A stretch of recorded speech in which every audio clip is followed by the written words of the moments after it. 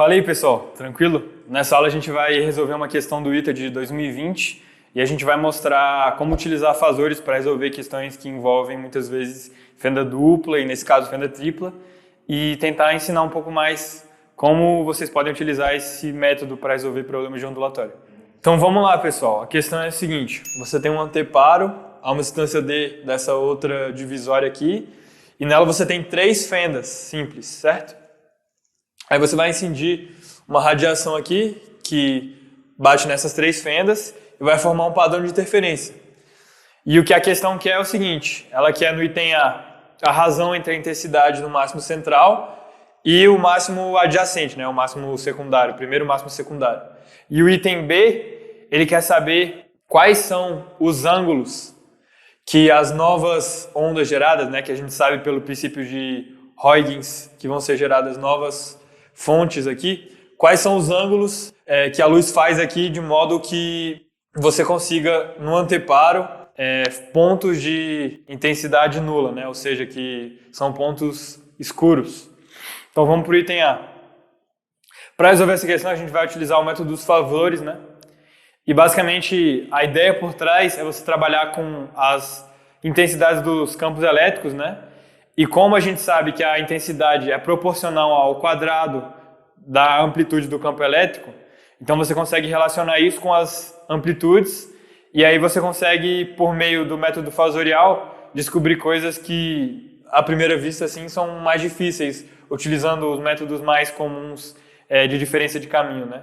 Então, a ideia é o seguinte: você faz o plano fasorial e esse plano, ele representa o campo elétrico, que é um vetor. E a gente sabe que o campo elétrico da radiação, né, ele vai mudando ao longo do tempo. Então a gente pode genericamente colocar aqui ele como um vetor com uma certa direção. E essa direção vai mudando conforme a radiação se propaga, né? E aí, o que acontece? Como você tem três fendas, você vai ter três novas fontes que vão, digamos, gerar novos focos, novos pontos de radiação. E cada um desses pontos vai ter um correspondente campo elétrico respectivo. E o que a gente quer é que no anteparo você tenha pontos de máximo, né? No item A você quer pontos de máximo de intensidade. Então, para isso acontecer, você quer que os campos elétricos eles se somem de forma a aumentar o campo elétrico resultante. Então, o máximo central, né, seria o caso em que você tem três campos elétricos que estão em certas posições aqui e eles se somam de modo a gerar um máximo de intensidade. E como que a gente consegue isso, né? A gente consegue quando os três estão alinhados. Então, no primeiro caso, do máximo central, você vai ter os três alinhados, gerando, né, a soma deles vetorialmente falando, um novo campo elétrico resultante, certo? Então, se a gente chamar de E0, certo? Como esses novos pontos, eles têm, digamos, a mesma natureza da radiação, né? Os três vão ter o mesmo valor de E0, os campos elétricos. Então, a soma, quando eles são alinhados, vai dar 3E0. E a gente sabe que a intensidade resultante nesse ponto, né, ela vai ser proporcional ao campo elétrico resultante. Então, vai ser o I nesse ponto, vai ser um K vezes 3E0 ao quadrado. No caso é proporcional ao quadrado, né? Não é proporcional ao campo, mas ao quadrado dele. Então, você vai ter isso. E agora, o próximo máximo, né? O máximo secundário é o mais adjacente possível do máximo central. Você vai ter novamente uma soma de fasores, mas eles não estão completamente alinhados. Você vai ter dois fasores alinhados e um alinhado também, mas com sentido oposto. De modo que você cancele esses dois aqui e você tenha como resultante o campo elétrico só, o campo E0. Então, vamos chamar de 1 aqui. Então, a nova intensidade num novo ponto, não é esse mesmo ponto aqui, é um outro ponto aqui, que é o adjacente de máximo. Ele vai ser o mesmo K, só que vezes o E0 ao quadrado. Como a gente quer a razão entre as intensidades, é só a gente dividir I1 dividido por I2, que vai ser 9 E0 ao quadrado sobre E0 ao quadrado, que é 9.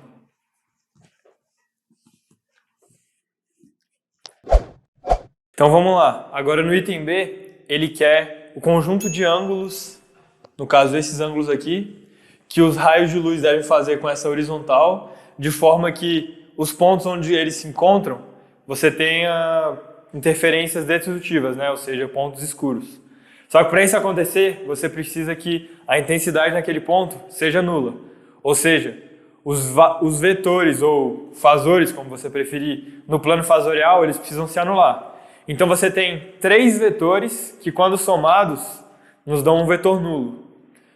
Então deixa eu desenhar para vocês verem aqui o que acontece. Você tem 3 vetores e agora você soma eles e a soma deles tem que dar um vetor nulo. A única forma disso acontecer é se esses 3 vetores formarem um triângulo. Se eles não formarem um triângulo, como vocês podem ver aqui, você vai conseguir ligar o início desse primeiro ao fim do último, de forma que você tem um vetor não nulo. E isso vai, por consequência, gerar um campo elétrico não nulo e uma intensidade não nula. Então o que a gente quer é formar um triângulo com esses 3 vetores no plano fasorial.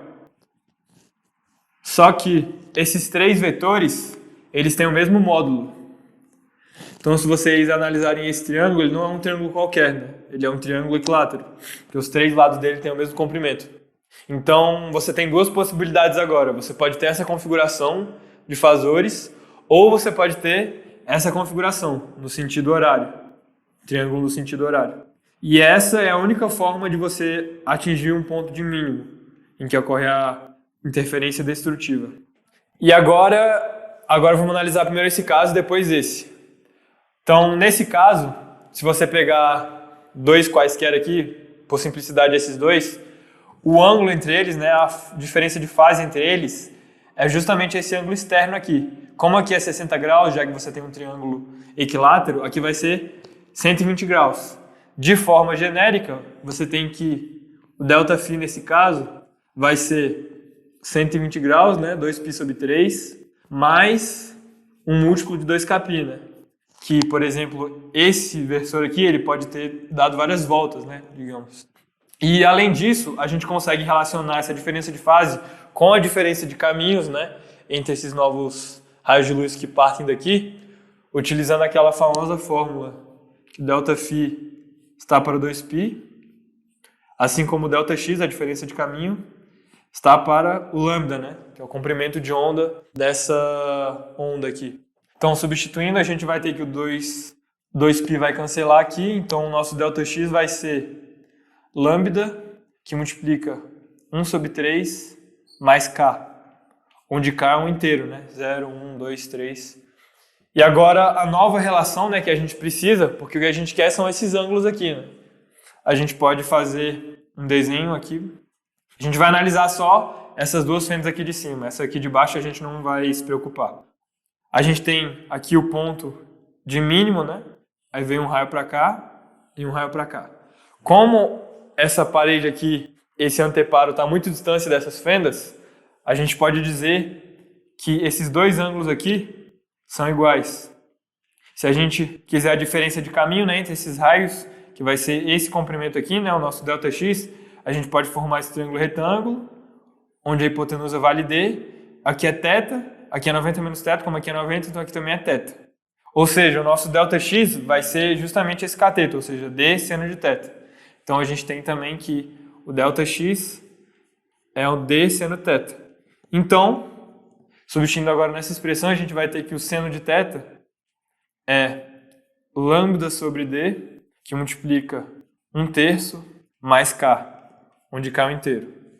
Ou seja, o primeiro conjunto de ângulos que nos fornecem os pontos de mínimo, né, os pontos escuros, vão ser arcossenos de lambda sobre D, que multiplica 1/3 mais k, onde k é um parâmetro variável que pode ser 0, 1, 2, 3, certo? E por assim vai.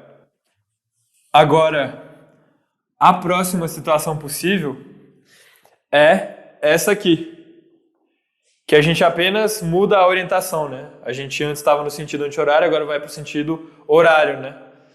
E nesse caso aqui, a gente tem uma situação completamente análoga e a única coisa que muda vai ser justamente essa diferença de fase aqui. Em vez de ser 2π sobre 3, vai ser menos 2π sobre 3, né? Só que como a gente está trabalhando com positivos, a gente vai somar só um 2π, certo? Ou seja, mudaria esse k aqui para ficar mais simples, tudo positivo e tal. Então, nesse segundo caso, a gente teria o ΔΦ igual a menos 2π, que é o mesmo, digamos, somando, que a gente depois vai utilizar o k, né, como sendo um parâmetro natural. Então a gente pode só somar 2π aqui. Somando 2π a gente vai ter 4π sobre 3. E de forma genérica a gente tem então que o ΔΦ nesse caso vai ser 4π sobre 3 mais 2kπ. Então, utilizando novamente aquela equação, né? ΔΦ está para 2π, assim como Δx está para lambda. Substituindo então, a gente vai ter que o Δx vai ser lambda, que multiplica 2/3 mais k.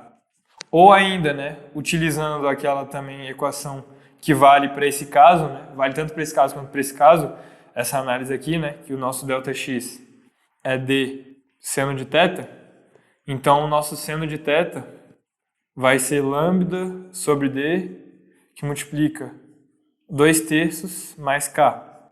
Então o conjunto de ângulos nesse caso aqui vai ser o arco seno de lambda sobre d, que multiplica 2/3 mais k, onde k é da forma 0, 1, 2 e assim vai.